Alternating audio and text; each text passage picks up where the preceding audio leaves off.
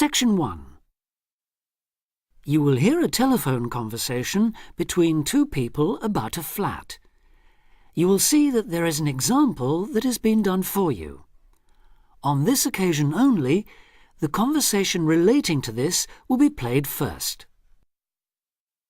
Hello, this is Simon Marshall. I spoke to you the other day about renting flat 3A. Oh, yes. Hello, Simon. What can I do for you? Well, there are a few health and safety things I'd like to run through if that's okay. Yes, fine. Right, well, the first thing, bearing in mind it's quite an old house, is whether there's any damp. I'm thinking here of the exterior walls and the floor. Well, I've never known any problems with damp there. It was all right last time I checked, certainly, though that was before the recent wet weather. I'd better have another look and get back to you on that. The woman says she had better have another look. So the answer is B for maybe. So B has been written in for you. Now we shall begin. You should answer the questions as you listen because you will not hear the recording a second time. Listen carefully and answer questions 1 to 6. Hello, this is Simon Marshall. I spoke to you the other day about renting flat 3A. Oh, yes. Hello, Simon. What can I do for you? Well, there are a few health and safety things I'd like to run through if that's okay. Yes, fine. Right, well, the first thing, bearing in mind it's quite an old house, is whether there's any damp. I'm thinking here of the exterior walls and the floor. Well, I've never known any problems with damp there. It was all right last time I checked, certainly, though that was before the recent wet weather. I'd better have another look and get back to you on that. OK. Now, the next thing is the gas supply. Do you have a safety certificate? A current one, that is? We do. All the gas appliances have been checked by a registered engineer. Yes, I was going to ask about that. When did they actually do the inspection? Let me think. They sent an engineer to check something early last year, but no, that wasn't the inspection. Oh, I remember now, it was in the spring. In fact, I've got the certificate here somewhere. Yes, that's it. March 22nd, so it's just over 5 months ago. And the electricity, when was the last time all the wiring was inspected? I know it doesn't have to be checked as often as the gas, but it's still important, especially in older properties. As it happens, we had an electrician in when we redecorated flat 3A. If he looked at everything then, he would have charged us for it. I'll find the bill and check it if you like. Fine. And when was that?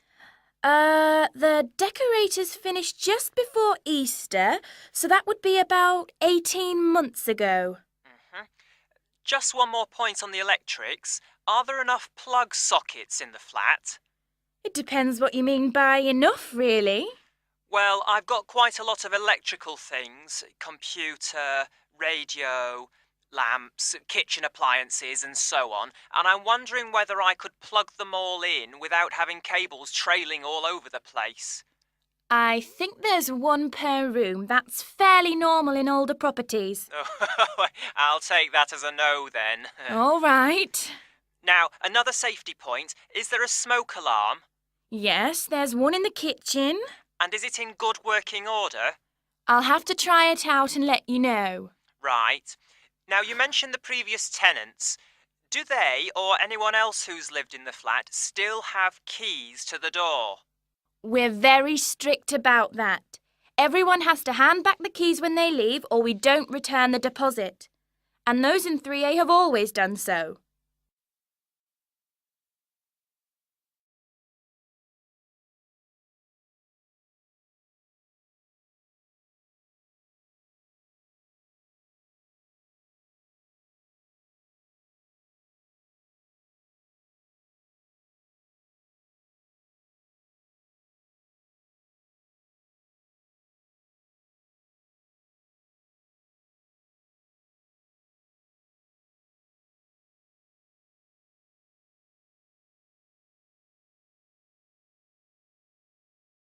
Test 2.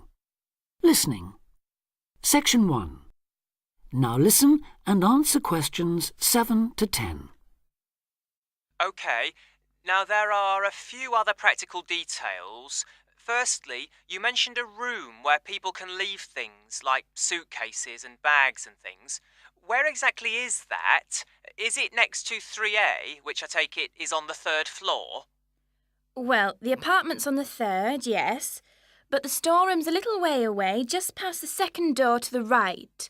Under the stairs, in fact. But it's on the same floor, isn't it? Yes, it is. Fine.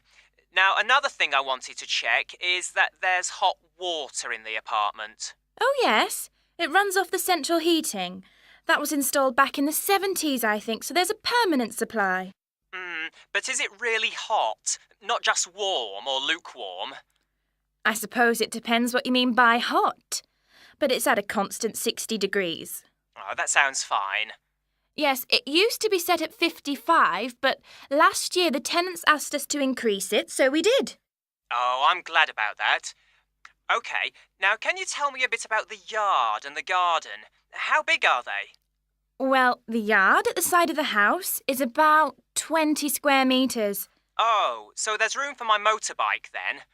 Actually, it's only a 50cc moped, but I like to keep it off the road at night. Yes, there's more than enough space there, even with all the wheelie bins. And the garden? That's much bigger, about 150 square metres. Who looks after it, by the way? Old Mr. Collins. He's almost 90, but he's out there every day. And the last point, the TV. What size screen is it? It's 70 centimetres wide, I think. No, sorry, that was the old one. This one's 80. You can get 90-odd channels on it, so I'm told. Really? So there's a satellite dish on the roof, is there? No, it's cable TV here. It doesn't cost much between everyone, though. That's very interesting. OK, thanks for your help. I'll be in touch again soon. Thank you. Bye for now. Bye. That is the end of Section 1.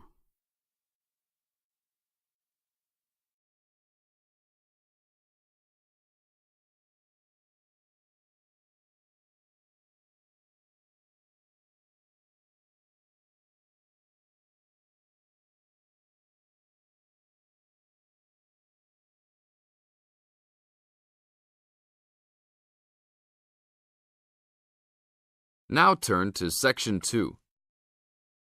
Section 2. You are going to hear a guide named Matt who is introducing their trip in Wildlife Haven. Now you have some time to look at questions 11 to 15.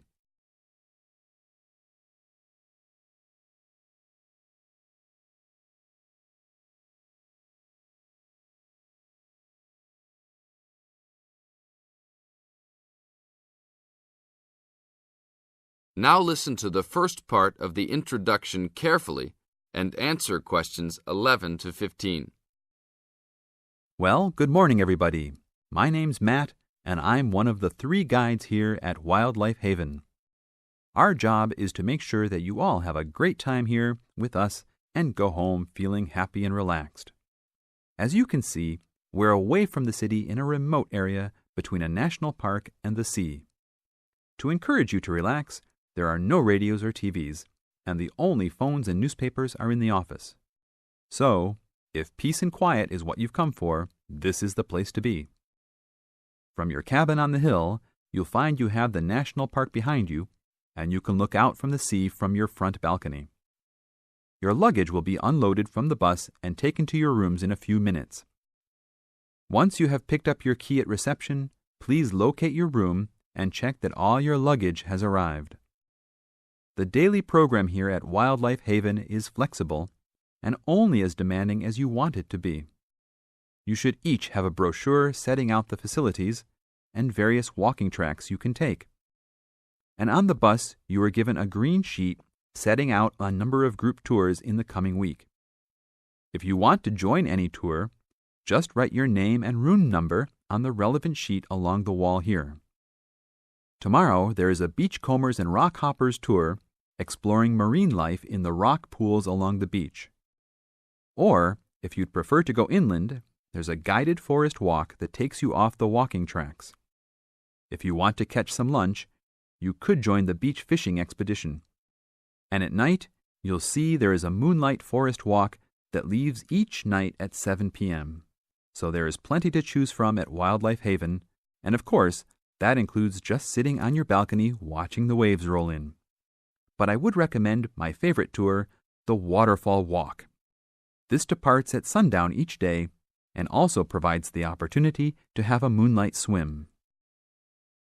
Now you have some time to look at questions 16 to 20.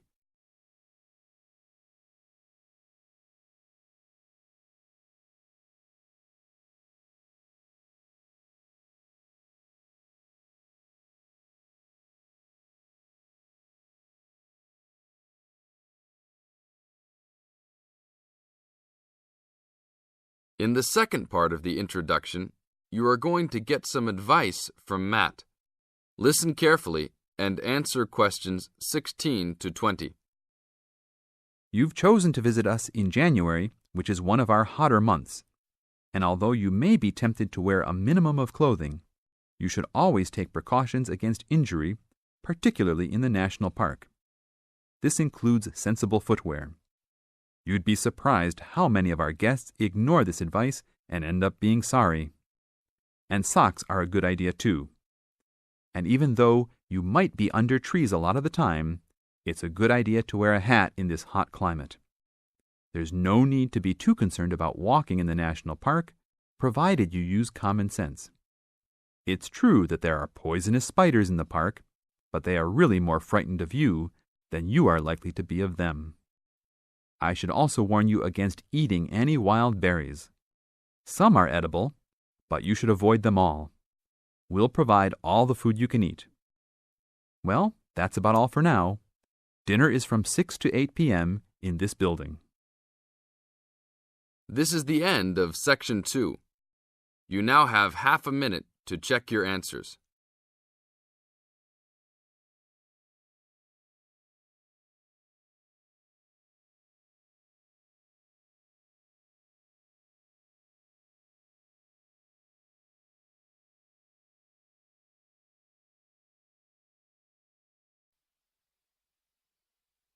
Now turn to Section 3.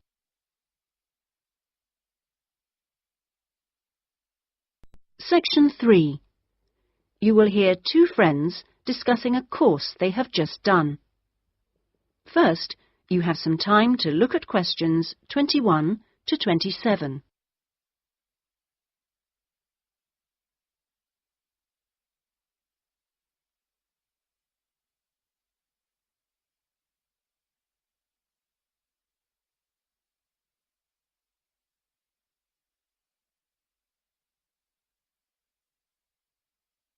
Now listen carefully and answer questions 21 to 27.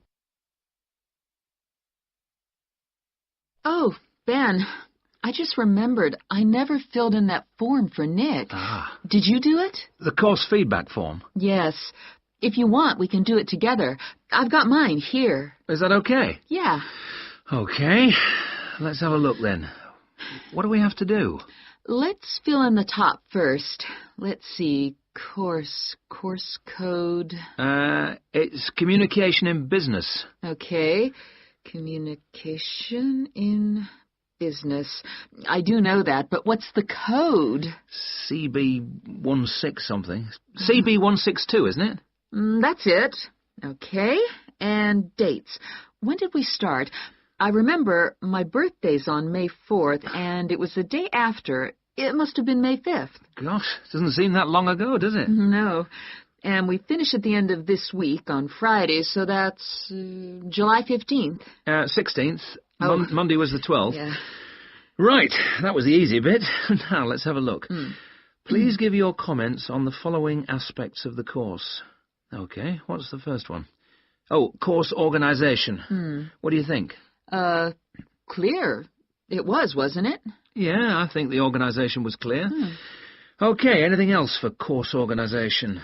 It was a good thing he gave us the course outline at the beginning in the first session. That was useful, so I'll put that down, shall I? Yeah. Now, going on to suggestions for improvement, one thing that wasn't so good, I think we could have done a bit more work at the beginning. I mean, at the beginning it seemed dead easy. Yeah. I thought it was going to be really easy, and then all of a sudden in the second half of the course, we got a whole load of work. Yeah. Reading to do and essays and things. Yeah, it'd be better if it was more even. Okay, now, course delivery. Does that mean teaching? Yeah, I suppose so. Well, what I thought was really good on this course was the standard of teaching. Actually, I mean, some of the teachers were better than others, Yeah. but the standard generally was fine. Much better than other courses I've been on. Yeah, I agree. Let's put that then.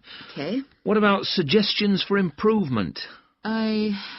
I didn't think it was all that wonderful when we had great, long group discussion sessions that went on for hours and hours. Right. I don't mean we shouldn't have group discussions, just that they shouldn't go on too long. Before you hear the rest of the discussion, you have some time to look at questions 28 to 30.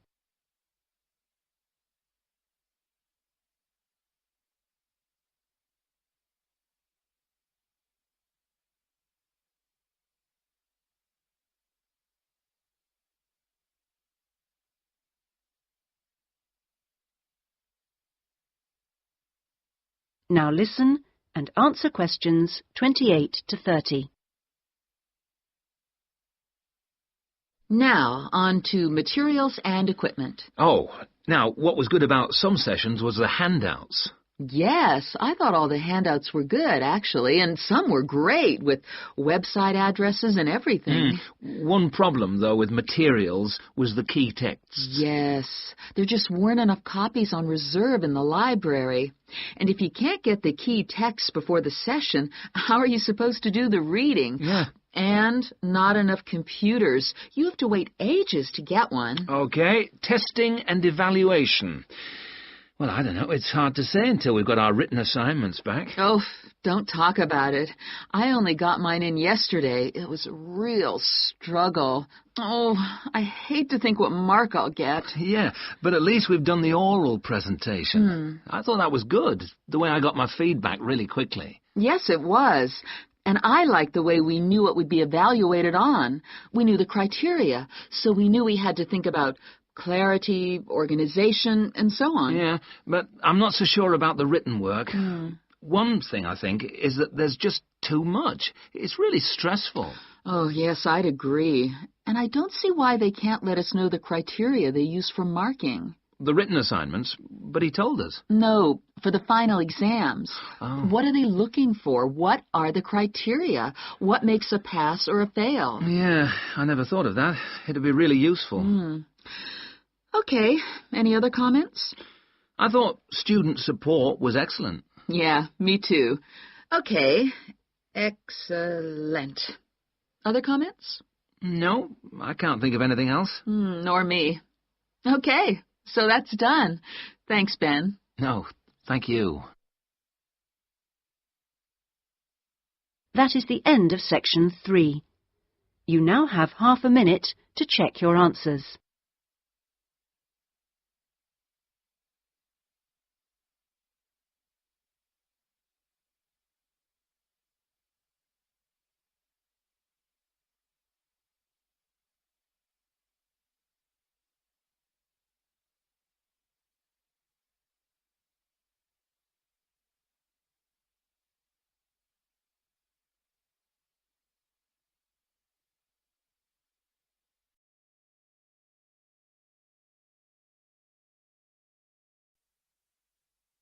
Now turn to section 4.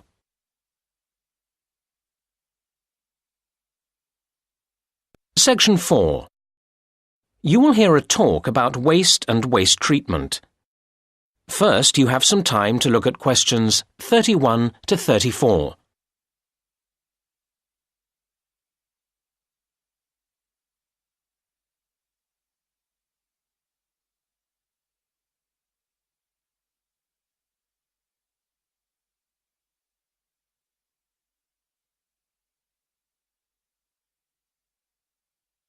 Now listen to the first part of the talk and answer questions 31 to 34.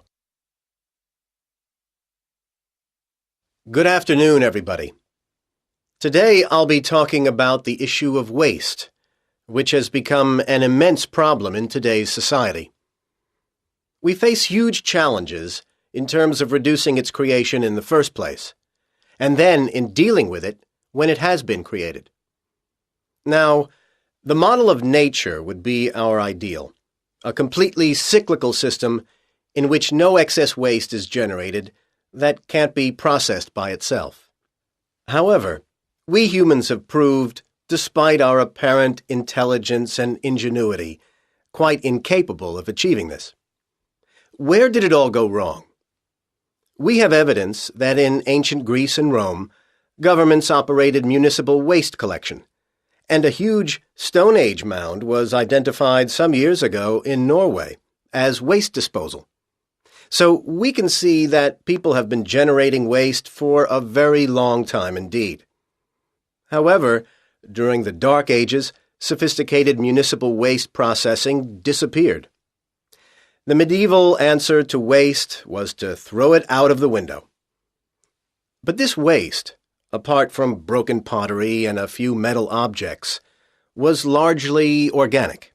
This meant, of course, that it was quickly absorbed into the environment by the natural processes of decay. However, many concerned people, such as doctors, claim that this created health problems, although it wasn't until science produced convincing evidence of the connection between rubbish and disease that governments began to see the importance of dealing with the problem effectively. Unfortunately, their response has remained slower than the generation of waste. It is very hard to deal with waste that won't melt into the environment, as so many of our modern consumer goods won't. And that's why the invention of plastic has caused the worst headache for the environment. It's more than nature can deal with. Now you have some time to look at questions 35 to 37.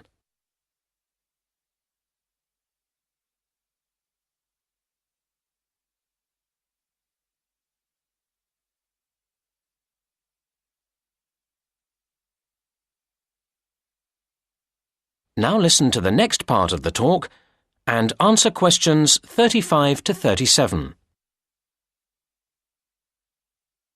In order to address the root of the problem of waste, we need to think about what has made the quantity of waste accelerate in growth. I'd identify three main reasons. As many countries became industrialized, we saw the advent of mass manufacturing. This has been enormously damaging, as it has greatly increased the amount of things on the planet's surface which don't go away by themselves. Closely related to this is packaging, necessary for transporting things around the world, but then extremely difficult to get rid of properly. And a third aspect to the problem has been disposable goods.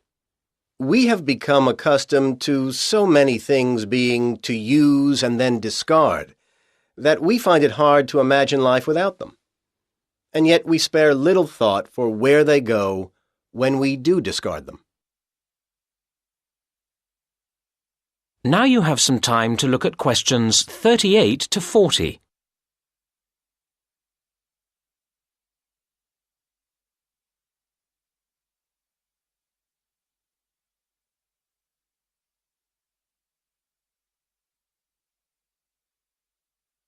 Now listen to the rest of the talk and answer questions 38 to 40. Right now, let's move on from where all this waste comes from to what is done with it all now it's here. Different countries deal with waste differently. Of course, each country also changes what it does, so the figures for waste treatment I've got here are likely to change in the future. Let's look at municipal solid waste, or MSW.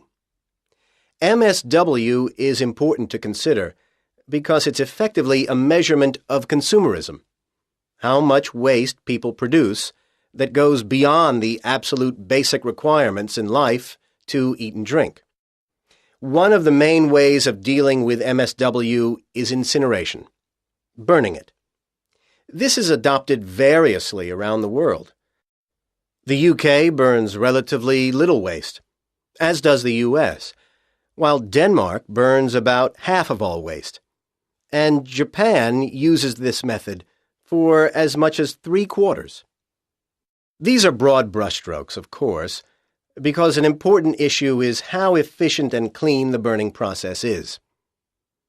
Another major form of waste treatment is using landfill sites, basically burying the waste in the earth.